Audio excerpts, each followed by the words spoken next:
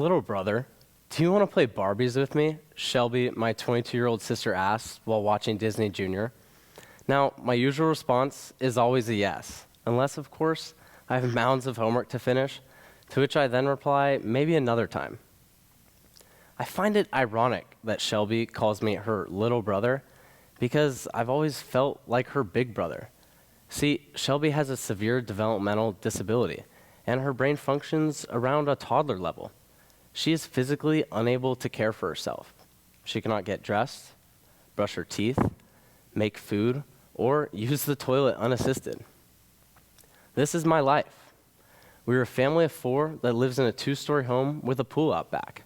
Today, for the most part, I would describe us as a united and happy family.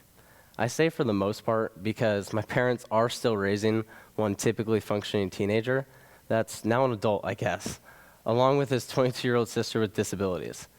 It is a continual and evolving process where we still face our share of challenges, but it's much more manageable than it used to be.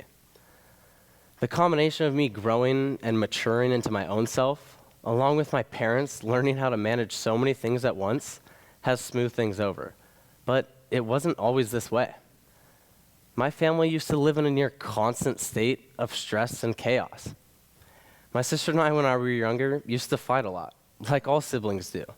Whether we didn't want to share food or sit next to each other in the car, there was always something we were upset with. And my sister's disability that I didn't fully understand at that age only intensified our bickering.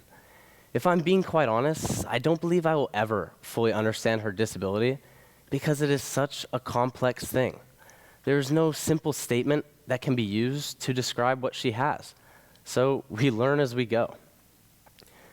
And while it's a common belief that the home should be a place to rest, relax, and unwind from a tough day at work or school, this wasn't how I grew up. My home was a stressful place, and to escape it, I used outdoor activity and organized sports. My favorite pastime was going to a local park and playing in the grass, finding sticks on the ground and building things out of them. And then at the age of 4, I started my journey with organized sports. The first was baseball, and since then I've played so many different sports, it's hard to remember them all, from volleyball to swimming to a multitude of others. My point is that I use sports to experience some normalcy in my life. When I stepped out on the court or the field, whether it was for a practice or a game, it gave me the chance to forget about all the things going on back at home and to just be a kid. My parents soon realized that this outlet wasn't enough for me. And when I was 7 years old, our family reached a breaking point. The scales of attention were constantly shifted in favor of my sister, and as a result, I felt left behind and in the shadows. I began to distance myself from my family. When my parents would ask me how my day was, my only response was a simple, okay, with no further detail or dialogue. Because I was given the metaphorical backseat to my sister, I eventually decided subconsciously that I needed to stay back there.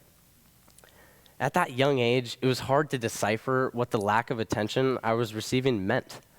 And in my young brain, it translated to a lack of love. Fortunately, my parents were able to sense this divide growing between us, and they came up with a solution. After some very thorough research, my parents discovered a quaint little group home situated in a cul-de-sac right over by Cuesta Park. Now, when people hear the word group home, it sometimes makes them cringe.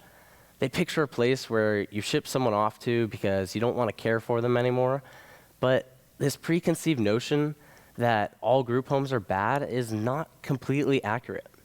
Sure, there are some bad apples out there, but my parents did the research, and they knew that this home would be a good place for all of us.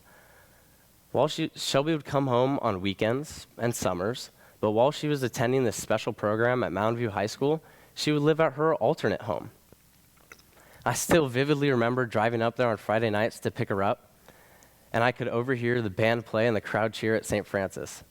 Back then, I had no idea that the very school whose joyous cheers I could overhear from a mile away underneath the night sky would be the school I would attend one day.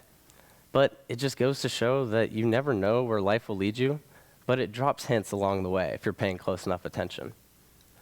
Nevertheless, the group home was the perfect place for Shelby to thrive. The program at Mountain View High School is the best program she's ever been in, with the best teacher she's ever had.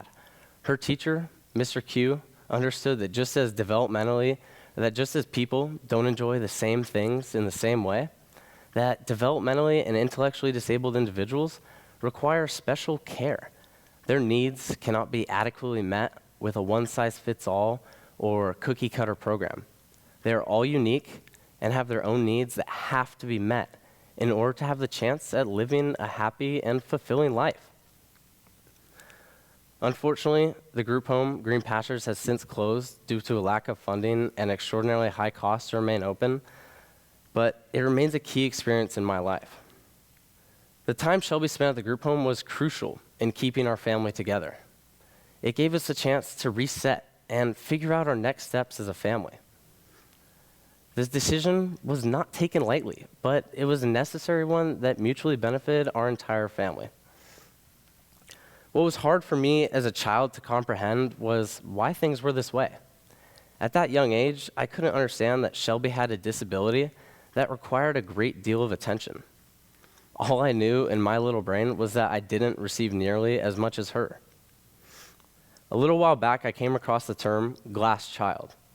A glass child is a sibling of someone with a disability who is often seen right through or overlooked because the sole focus is on their brother or sister. What I now realize after those 11 years is that my sister simply required more care and attention than I did. And that's not to say I didn't deserve anything. All children need the appropriate care and attention in order to thrive. Simply, it's just a reality that all parents have to face. Balancing attention and care between multiple children is no easy task, and it's only made harder when one child inherently requires more because of their disability. Growing up as a sibling of someone with a disability has truly been a blessing in disguise. While we have had our tough moments, I have learned so much more from my sister, no offense, St. Francis, than any class in school could ever teach me.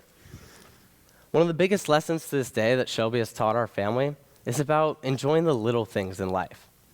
So often as humans, we are so focused on the future or the past that we fail to live in the present. Even when we do manage to live in the present, we have the tendency to focus on the big moments life brings us. Whether it's a high school graduation or a sports championship, these are the few moments that we can find ourselves actually living in the present. Sadly, we can neglect all the little moments along the way to these larger experiences. My sister has shown me through her own unique way that the little things matter. All the stops along the way to the larger achievements or experiences in life are important, no matter how small they may be. My sister's life is filled with lots of small moments of success and happiness simply because that is all she can experience. Her definition of success and happiness is drastically different from what you and I would define as success and happiness. She will never know what it feels like to interview for a job and then receive a phone call that you were selected for the position. Instead, she finds happiness in smaller things. The pure joy she exhibits when our dad wiggles a gummy worm and tosses it at her on road trips makes us all laugh. She attends the Smile Farm almost weekly, simply because she loves hanging out with the animals, especially her favorite bunny, Oscar. We continue to get up every Christmas morning at the crack of dawn to see what Santa brought all of us. Now, to most, this doesn't sound like much, but it brings her an immense amount of joy. And even though we may have different definitions of success and happiness, we can all embody Shelby's philosophy. Simplicity is bliss. Our lives are filled with small moments too, but we tend to ignore them in favor of the bigger experiences that come around every once in a while. Instead, we should try to live in the present and soak in all things life throws at us, good, bad, and ugly, because at the end of the day, we will feel so much better and learn so much more from taking everything in and truly appreciating it than just simply focusing on the big moments or successes in life. Take the road less traveled on. Stay to watch that sunset. Pat yourself on the back for making your bed in the morning. Sit in those bleachers a little longer after that football game, because life moves by fast and it doesn't slow down for anybody. So enjoy all the moments, all the little moments in life, because they're quite easy to miss. My sister has made me who I am, from what I see to what I say to how I act. She's a part of me. Because I grew up with a disabled sibling, I'm able to maintain my cool when life gets stressful. Shelby has also taught me to lead with kindness and compassion, and to find the joy in the little things. Every day with Shelby is a new learning experience that steadily continues to build and redefine who I am. And while one day I may have the privilege of receiving a congratulatory phone call, knowing the joy of a mere gummy worm to Shelby will make me relish the moment even more. Thank you.